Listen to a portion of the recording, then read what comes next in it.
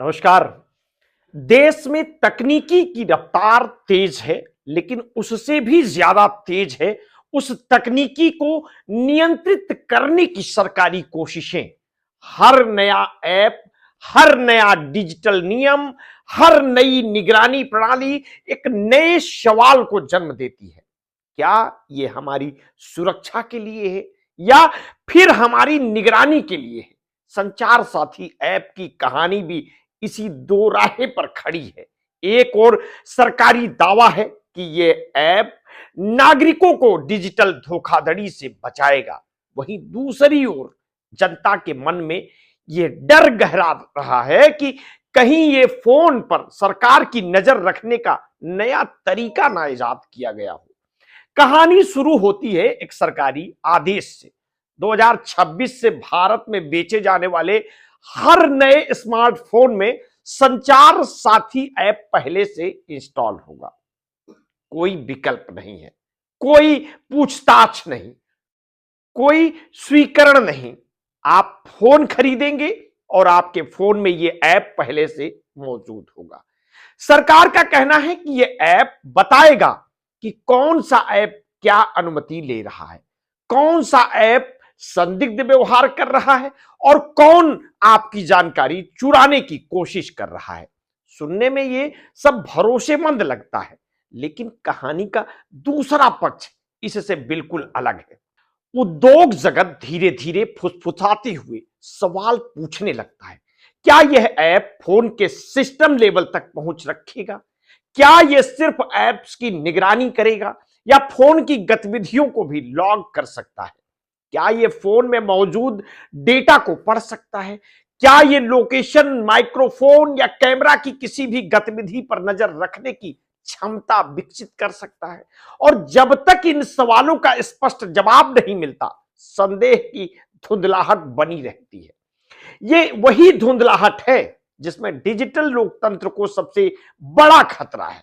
और जब लोग ये नहीं जान पाते कि क्या उनके फोन पर उनका नियंत्रण है या बिल्कुल नहीं है, तब अविश्वास बढ़ता है। सरकार जिस ऐप को सुरक्षा बता रही है, उसके बारे में पारदर्शिता सबसे कम है। ना सोर्स कोड सार्वजनिक, ना डेटा पॉलिसी पूरी तरह स्पष्ट, और ना ये बताया गया कि ऐप किस स्तर तक पहुंच सकता है। डिजिटल अधिकार संगठनों ने तुरंत सवाल उठाने शुरू कर दिए हैं कि यह ऐप सिर्फ सुरक्षा का साधन है या आगे चलकर एक निगरानी ढांचे की नींव बनेगा। दूसरी तरफ सरकार के पास अपना पक्ष है। उनका कहना है कि देश में साइबर फ्रॉड की घटनाएं तेजी से बढ़ रही हैं और एक केंद्रीकृत सुरक्षा प्रणाली की जरूरत थी। यह तर्क जनता के एक हिस्से को सही भी लगता है, लेकिन सवाल यह है कि क्या सुरक्षा के नाम पर किसी ऐप को अनिवार्य बनाना उचित है? क्या लोगों को विकल्प नहीं दिया जाना चाहिए? क्या यह लोकतांत्रिक व्यवस्था के खिलाफ नहीं है? और कि एक ऐसा ऐप जिसे आप हटाने का अधिकार भी ना रख सके। कहानी और गंभीर तब हो जाती है जब यह पता चलता है कि दुनिया के कई देशों में इस तरह की तकनीकें पहले से सुरक्षा के नाम पर लाई गई थी, लेकिन धीरे धीरे वे निगरानी व्यवस्था में बदल गई। चाहे वो अमेरिका की कुछ निगरानी प्रणालियां हो, यूरोप के कुछ सुरक्षा फ्रेमवर्क हो या एशियाई देशों में लागू की गई मॉनिटरिंग तकनीकें, एक बार जब सरकार को फोन तक पहुंच मिल जाए तो निगरानी का दायरा बढ़ने में ज्यादा समय नहीं लगता। विशेषज्ञ चेतावनी देते हैं कि भारत जैसी विशाल आबादी वाले देश में ऐसी तकनीकें और भी संवेदनशील हो जाती है, क्योंकि यहां कानून की निगरानी और पारदर्शिता दोनों ही अभी विकसित प्रक्रिया में है। कहानी का अगला अध्याय फोन कंपनियों की चिंता है। वे खुलकर विरोध नहीं कर सकती क्योंकि सरकारी नियमों का पालन अनिवार्य है, लेकिन अंदरूनी चर्चाओं के अनुसार कई कंपनियों को यह डर है कि संचार साथी ऐप की मांगें अत्यधिक तकनीकी पहुंच चाहेंगी, और अगर ऐप फोन के सिस्टम में गहराई तक पहुंचेगा तो इससे कंपनियों का नियंत्रण कम हो जाएगा और सुरक्षा संरचनाएं कमजोर भी पड़ जाएंगी। उपभोक्ताओं का भी यही डर है। उन्हें लगता है कि फोन अब सिर्फ उनका उपकरण नहीं रहेगा, और ये डर यूं ही नहीं है। भारत में समय समय पर निगरानी से जुड़े विवाद उठते रहे हैं, चाहे पेगासस का विवाद हो या इंटरनेट निगरानी सिस्टम की चर्चा। लोगों का विश्वास पहले से ही कमजोर है। ऐसे में एक और सरकारी ऐप जो फोन में प्री इंस्टॉल होगा, लोगों को असहज करना स्वाभाविक है। कहानी तब चरम पर पहुंचती है जब विशेषज्ञ पूछते हैं, क्या यही वो क्षण है जब भारत एक विशाल डिजिटल निगरानी का इंफ्रास्ट्रक्चर की ओर बढ़ रहा है?